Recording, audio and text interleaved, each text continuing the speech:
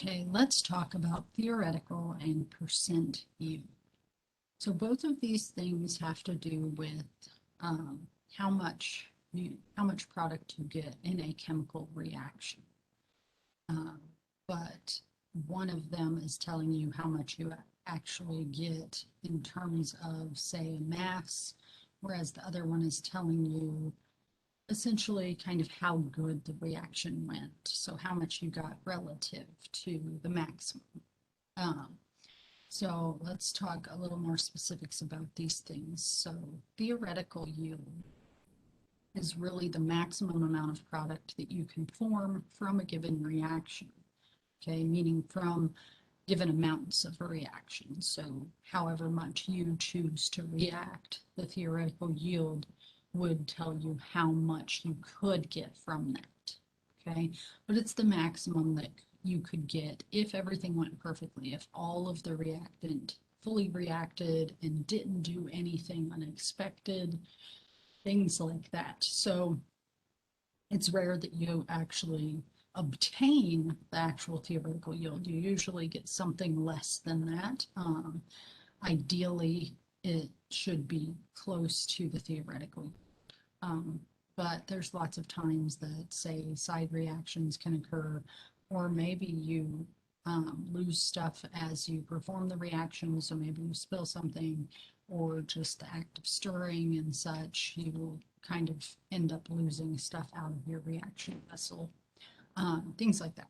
So if you wanted to quantify the theoretical yields, you wanted to figure out how much you could actually get from a reaction, you would calculate it from the limiting reactant. Okay, so the limiting reactant is the reactant that's completely consumed.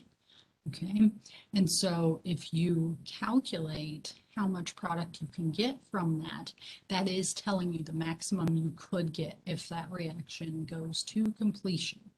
And so that's how you would calculate it, meaning you would need to first know what the limiting reactant is. Okay, so if you're not told what the limiting reactant is, you have to determine what it is, and then you do your calculations based on that. Okay. Now, there are lots of times where you're not told how much of every reactant you have. Maybe you're only told about one reactant. If that's the case, then you would assume that is the limiting reactant, meaning you would assume that you have enough of the other stuff, if not extra of everything else. So then you can safely do your calculations just from that thing the one thing you know about. But if you're given amounts of multiple substances, you would first need to, analyze what's the limiting reactant if it's not directly indicated. Now, the percent yield is just the percentage of the theoretical yield that you actually obtain. Okay, so it's telling you essentially based on the maximum you could get how good you did. Okay, or how well the reaction went. And so it's just a regular percentage. So a percentage is always a part over the total, specifically the part that you're interested in. In this case, we're interested in how much we really got from this reaction, okay, relative to the maximum, which is the theoretical yield. So the actual over the theoretical times 100 makes it into a percentage. And so that's just going to tell you how good it went. If you got the maximum, so if you actually produced the theoretical yield, then it would come out to 100%, which is great. Okay, but the higher the percent yield is, the better. And you could actually plug in actual yield and theoretical yield in any units as long as they're the same. Okay, so you could plug in moles for both of those, and the moles would cancel. Or you can plug in grams for both, or kilograms for both, or say liters for both, just depending on what units you have for those things, but they have to be the same unit so that that unit cancels. And then when you multiply by 100 or shift the decimal place twice, it gives you the percentage. Now, sometimes instead of talking about percent yield, occasionally people will talk about a percent error, okay? And that is similar to a percent yield. It's essentially 100% minus the percent yield, Okay, so it's telling you how much you didn't get, essentially. And so in that sense, if you were looking at a percent error, it would be better to have a small value. But we'll talk about percent yield. Focus on percent yield here. So I'm going to do several examples of determining theoretical yield, and then we'll do some percent yield in addition to that.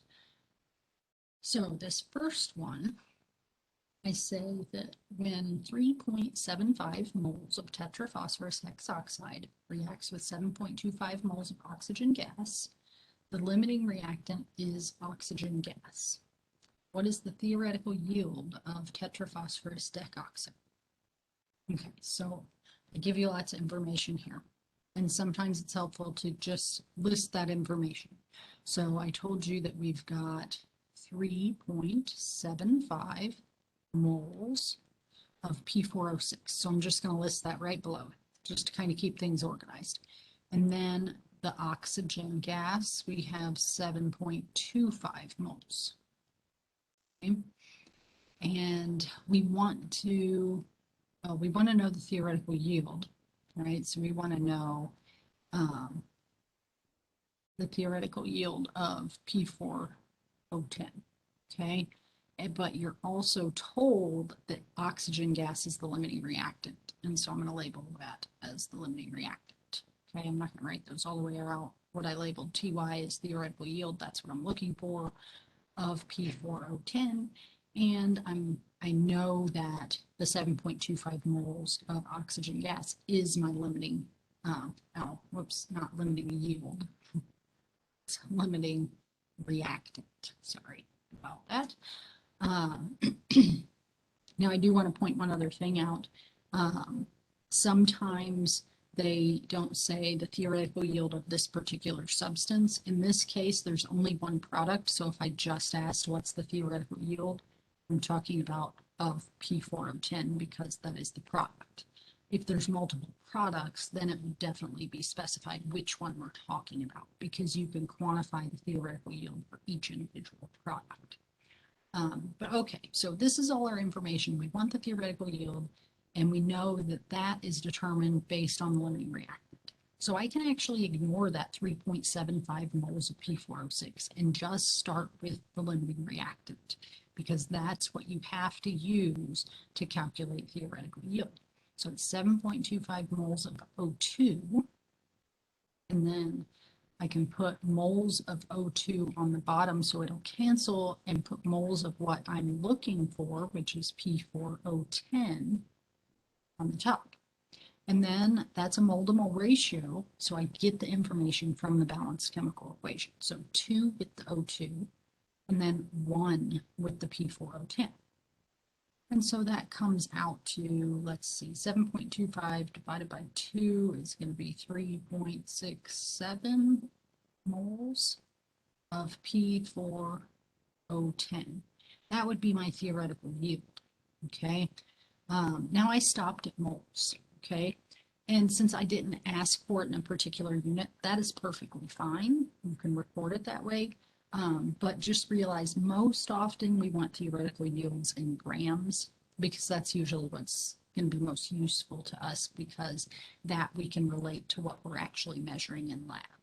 Because we don't measure things in moles in the lab. There's not some magical instrument that tells you how many moles it is. We can weigh out something and get grams. Okay, so that's why we usually would put it in grams, but I'll leave it in moles here. That's perfectly fine. Okay, let's do another example. So now I say, what is the theoretical yield of lead 2 phosphate? Okay, so this is lead 2 phosphate, and I want to know the theoretical yield, okay, when 25 grams of lead 2 nitrate, so that's this first compound, so I'm going to go ahead and list that, 25 grams of lead 2 nitrate, reacts with 25 grams of potassium phosphate. So I also have 25 grams of the potassium phosphate. And so I want to know the theoretical yield, right? And I have amounts of each of those substances. But if I want theoretical yield, I need to know what the limiting reactant is. And that was not given. So now, based on the starting information, I'm going to have to figure out limiting reactant. Now you can figure out limiting reactant by taking one of those values and calculating how much of the other reactant is needed. That would work in identifying the limiting reactant. But I think the easier way, since we're already trying to figure out theoretical yield, we're just going to convert them both to that product to figure out what the limiting reactant is, because whichever one produces less is the limiting reactant, and that smaller amount of product is actually going to be the theoretical yield. So we're going to do two calculations. So no matter which way you solve for limiting reactant, you're going to have to do two calculations. It's just if I do this going to product, I answer both questions at once. So 25 grams of PbNO3,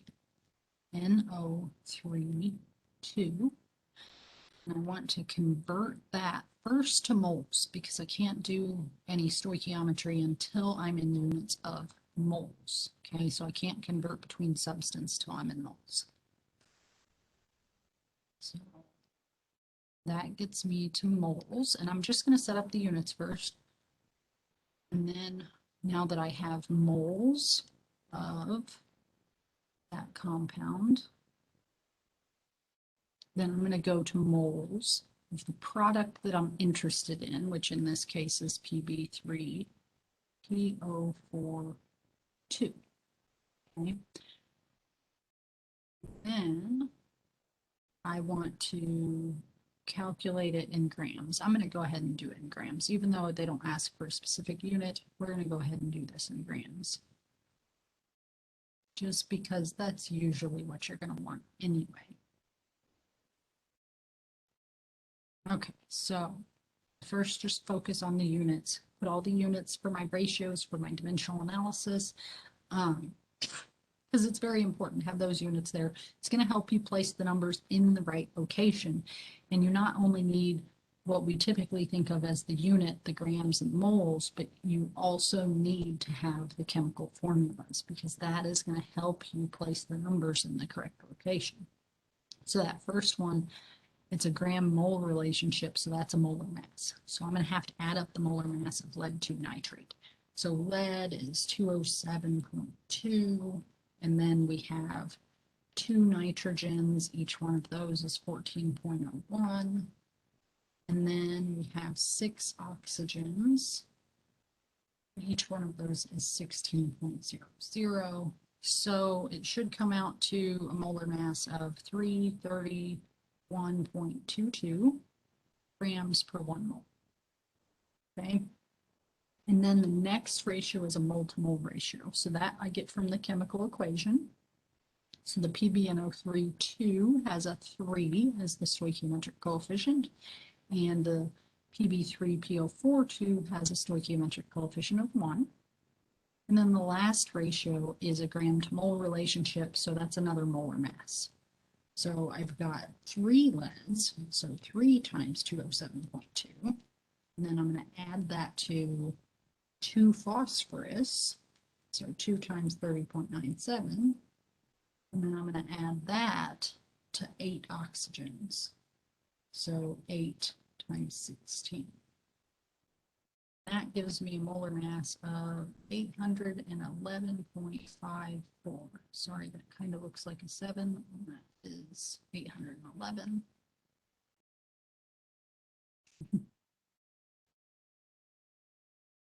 811.54 grams per 1 mole. Okay, so that cancels my grams of lead-2 nitrate, moles of lead-2 nitrate, moles of lead-2 phosphate, and gives me grams. So I'm going to take 25, divide by 331.22, divide by 3, and multiply by 811.54. And that gives me 20. I'm just going to write that in a different color so we don't lose track of it here. So that comes out to 24 grams of PB3 PO4 2. Okay. Now let's do the other calculation. So the other one, I have 25.0 grams of potassium phosphate. And as always, since it's not in moles, I need to convert it to moles first. So grams of potassium phosphate, I'm going to go to moles of potassium phosphate. Then, since I'm in moles, I can go to moles of what I'm looking for. So I'm going to get rid of moles of potassium phosphate and go to moles of lead 2 phosphate. And then lastly, I will convert it to grams. You could stop at moles if you wanted on this problem, since it doesn't tell you a certain unit, but grams is most useful for yield. So we will go to grams. Okay, and now got my units set up. Okay, so my dimensional analysis is set up so that the units I don't want all cancel, and I come out in the units that I want. Okay, and so I need to fill in the numbers so I can do the actual calculation. First ratio relates moles and grams, so that's molar mass. So I need the molar mass of potassium phosphate. That would be 3 times 39.10 for potassium, and then phosphorus 30.97, and then 4 oxygens, so 4 times 16.00. So it looks like the molar mass is 212.27 grams per mole. And then we've got the mole-to-mole ratio between our potassium phosphate and lead 2 phosphate. So there's a 2 with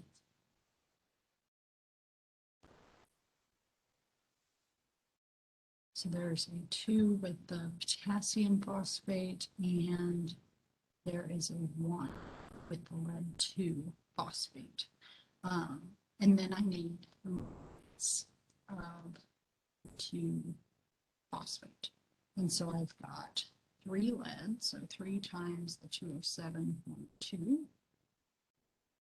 And then got 2 times 30.97 for phosphorus, and 8 times 16.00 for oxygen. So that gives me, oh, I don't know why I just added that up again. We already have it above, right? That's good. I apparently added it up right first time, but I got the same thing. Okay, it's unlikely I'd make the same exact mistake twice. Okay, now check and make sure our units cancel grams of potassium phosphate, moles of potassium phosphate, and moles of 2 phosphate. So now take 25.0 divide by 212.27 divide by 2, and then multiply by 811. Okay, now again, I'll go ahead and write this in a different color. We've got 47.8, okay, PB 3 PO4 2. Okay, so now what you would do is look at those two values, and the smaller one tells you what the limiting reactant is. That smaller one corresponds to the limiting reactant. So the lead 2 nitrate must be my limiting reactant, meaning how much I calculated from it is the theoretical yield. So the 20.4, that is my theoretical yield. Okay, so that would be my answer, because I have enough lead 2 nitrate to produce 20.4 grams of the lead 2 phosphate, and I have enough potassium phosphate to produce 47.8 grams of lead 2 phosphate. But I don't have enough of the lead 2 nitrate, right, to produce that 47.8. So I can't actually produce that amount. So what's going to happen is the lead 2 nitrate actually runs out once I've produced 20.4 grams of lead 2 phosphate, and then I just have some potassium phosphate remaining. Okay. And so the theoretical yield is quantified based on the limiting reactant. Okay, and the limiting reactant is always the thing that produces the least amount of product. Okay, let's do a couple more of these.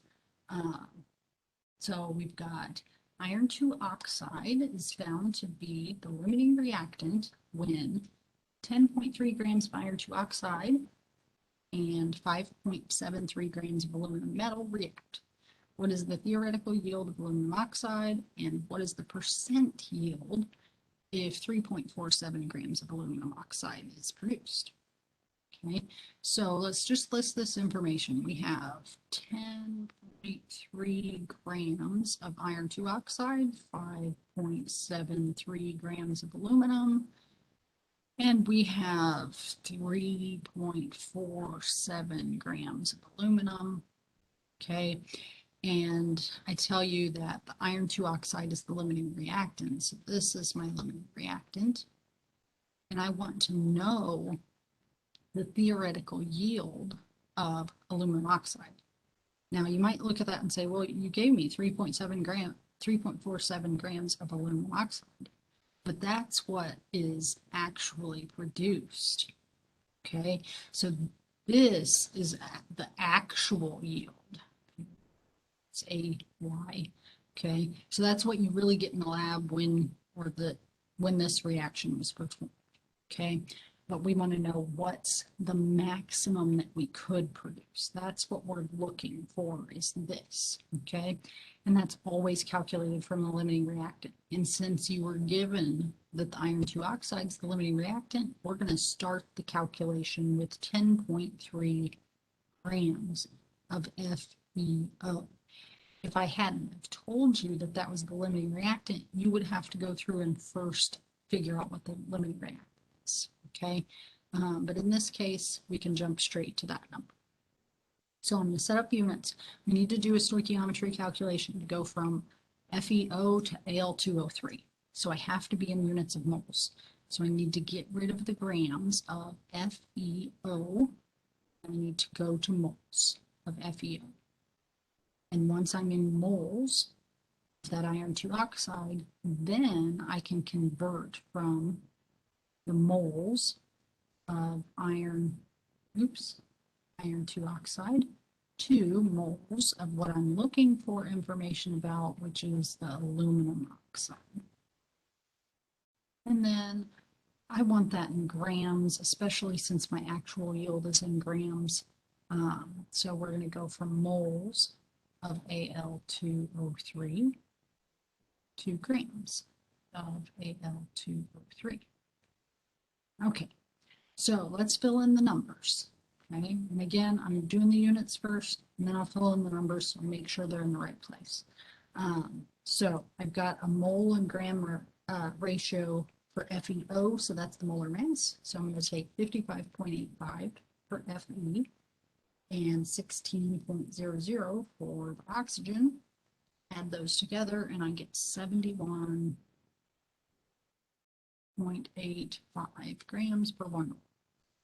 And then the mole to mole ratio, I look at the reaction, and you have a 3 with FeO and a 1, oops, it's a 1 with our Al2O3. Okay? And then I've got another gram mole relationship, and so that's the molar mass. I need 2 aluminums, so 2 times 26.98 plus 3 times 16.00. And that gives me a molar mass of 101.96 grams per mole. So this calculation will cancel the grams of FeO, cancel the moles of FeO, cancel the moles of aluminum oxide, and give me grams of aluminum oxide, okay, which will be then the theoretical yield, which is what I'm looking for, at least first, okay? And so 10.3 divided by 71.8 divided by 3 times 106. Okay, and so that comes out to 4.87 grams of Al2O3. And so that is the theoretical yield. Didn't do very good. Let's erase that. So that is the theoretical yield. So that's one of my answers. But then I ask for the percent yield. And I say the percent yield if 3.47 grams of aluminum oxide is produced. Okay, so that's what we actually got, whereas 4.87 grams is the maximum we could have gotten. And so to calculate the percent yield, we take the actual over the theoretical. So that would be the 3.47 grams divided by 4.87 grams.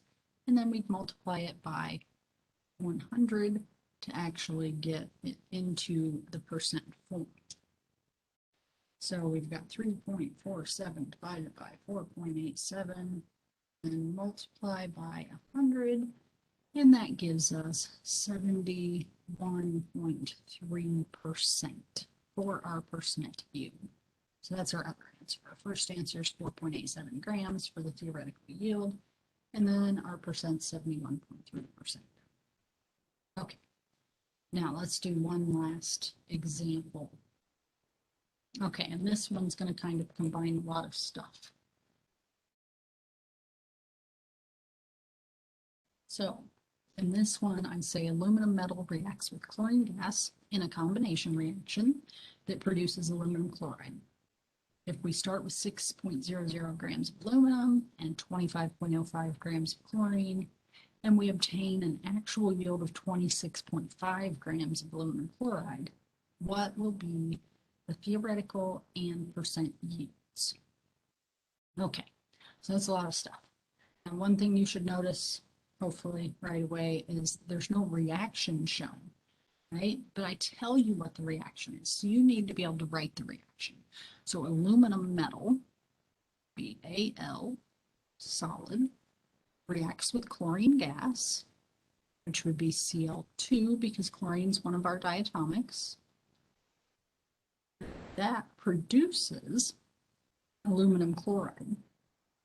And you need to know aluminum when it's an ion is Al3 plus, and chlorine when it's an ion is Cl minus, because aluminum chloride is an ionic compound. So we need to combine those in a ratio to make it neutral. So that gives us AlCl3, okay? And that would then be a solid, okay? Because it's an ionic compound. So unless if you're told otherwise, ionic compounds should be solids, unless if they're in water. Okay, so let's see. Now it says if we start with 6 grams of aluminum, let's see, this little different. So here, we've got 6.00 grams, okay? And then Cl2, we have 25.05 grams. And then aluminum chloride, we have 26.5 grams, okay? And this is the actual yield, okay? That's what this value is, so that's helpful to know, whereas the other values are what we really start with. And now what we want to know is what's the theoretical yield and what's the percent yield, okay? We're looking for those two things. So now to calculate the theoretical yield, we need the limiting reactant, right? And to calculate percent yield, you need theoretical yield. So we have to start with limiting reactant. But you can do your limiting reactant analysis by calculating how much product each forms. So in the process of determining that, we directly figure out the theoretical yield. So we'll go that route. So we're going to take each one of these, the 6.00 grams of aluminum and the 25.05 grams of chlorine, and we're going to calculate how much product each is. And so first we need to convert each one of these to moles. So I'd do grams of aluminum on bottom to cancel and moles of aluminum on top. And then I would do grams of chlorine on bottom to cancel and moles of aluminum on top. Or sorry, moles of chlorine on top. That's what I get for jumping back and forth, I guess. We're still going to do it. Okay, and then we want to convert our moles of aluminum to moles of aluminum chloride. And we want to do the same with the chlorine. We want to convert the moles of chlorine to moles of aluminum chloride. So that's the substance we want information about. And then we're going to convert it to grams because our actual yield is also in grams. Okay, so we want to get rid of moles of aluminum chloride, and we want to go to grams of aluminum chloride. And same with the second calculation, we want to convert the moles of aluminum chloride to grams of aluminum. And so that's our setup for each one of those calculations, but we need to put the numbers in and do the calculation. So the first ratios in each of those are gram to mole relationships. So we need the molar mass of each. If we look up aluminum, it's 26.98 grams per mole. Okay, and then chlorine, it's 35.45 for each individual one. And so if you multiply that by 2, you should get 70.90 grams per mole. And then the next ratios are mole to mole ratios. So we get those from the balanced chemical reaction. But earlier I was kind of lazy. I just wrote out the reaction. I didn't balance it. And so we should probably go back and actually balance that. So the chlorine isn't balanced. We have 2 on one side, 3 on the other. So I'm going to need 3 of the Cl2s and 2 of the AlCl3s, meaning I need 2 of the aluminums. Okay, so now I have a balanced reaction. I can fill in my mole-to-mole ratios. Okay, so I put a 2 with the aluminum, and then a 2 with the aluminum chloride, and then a 3 with the chlorine, and a 2 with the aluminum. And then the last ratio is the exact same for both, the molar mass of aluminum chloride.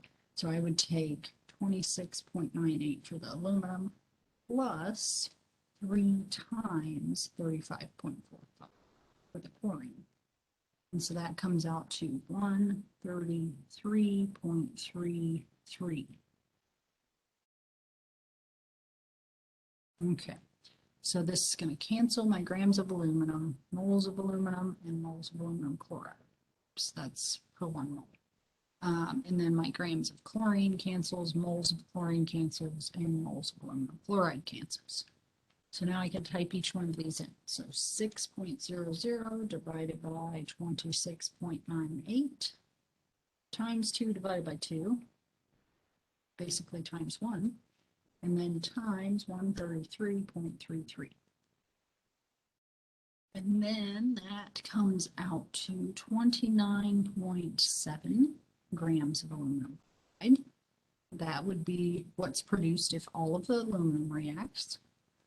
And then 25.05 divided by 70.90 times 2 divided by 3 times 133.33 gives me 31.4. Oops. That wasn't supposed to happen. Let's go back to this. There we go. Okay, 31.4 grams of aluminum chloride. Okay, so that's how much would be produced if all the chlorine reacted. Okay, so now we look at those two values, and the lower one is what is actually produced. So that is the theoretical yield. Okay, so that's the theoretical yield, and that's because the aluminum, even though this wasn't asked for, I'll write it down, that aluminum is your limiting reactant. Okay. And now we want the percent yield and to get the percent yield, we need to take actual over the theoretical. So our percent yield is going to be equal to our actual 26.5 grams divided by our theoretical, which is 29.7 grams. Okay, and both of those are aluminum chloride. They have to be the same thing. Don't accidentally take mass of a starting substance to calculate percent yield. It has to be, you know, what you produced. And we multiply that by 100. So 26.5 divided by 7 times 100. And that gives me 89.2% as my percent yield. Okay, so that's our two answers, 29.7 grams for theoretical yield and 89.2% for percent yield. I think that's probably enough, hopefully, practice on theoretical and percent yield.